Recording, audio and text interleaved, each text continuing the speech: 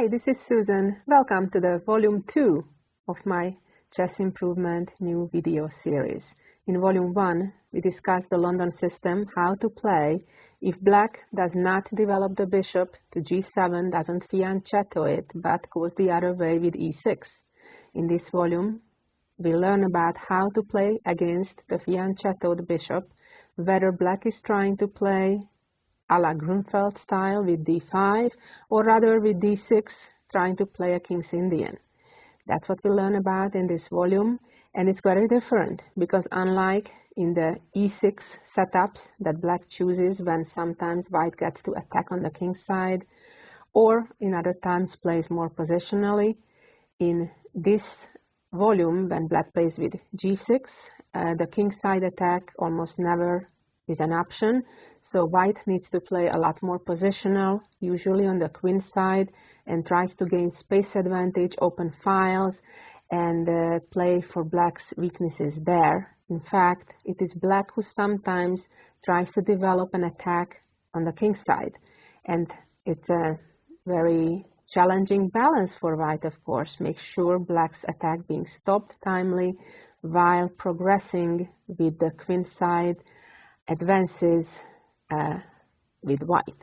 So now we'll get to the actual variations and a lot of sample examples. As I mentioned with the intro of volume 1, it's a lot more important to understand the spirit of this opening, the ideas, the plans, and it's not such a concrete opening like, let's say, the Dragon Sicilian or the Najdorf, where you may need to memorize long variations of 15, 20, or even 30 moves deep, and if you mix something up, you may lose the game.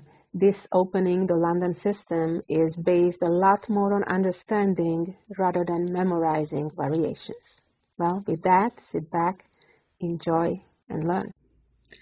Let's get started with examining some lines where black develops the bishop to g7 by fianchettoing it. It's drastically different than the ones with the bishop going the other way with e6, as we learned in volume 1. So we play though quite similarly. Bishop f4, e3, and now h3, making sure that bishop can hide away after knight h5 on h2. So we will see two types of responses for black. One where black plays with d5. That's what usually people who like to play the Grunfeld defense do. And of course the other where black chooses to play d6. That's what the King's Indian players usually would play.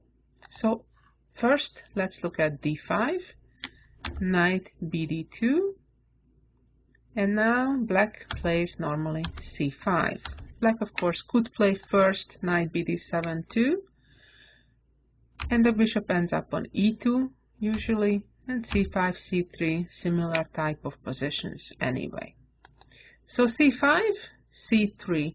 Usually it's not a great idea to take that pawn too early because black can win it back anyway with knight a6 or queen a5.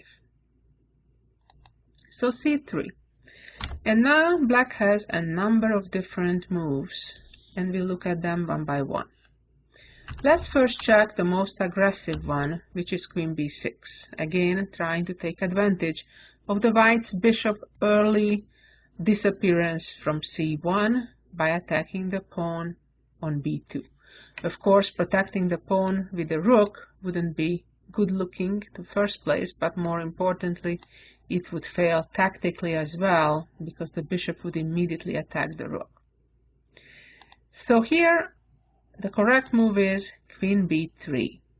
Now one thing you need to remember in this opening, that we are not afraid to exchange queens or even to have double pawns by opening the a file. Black now often plays c4 or knight c6.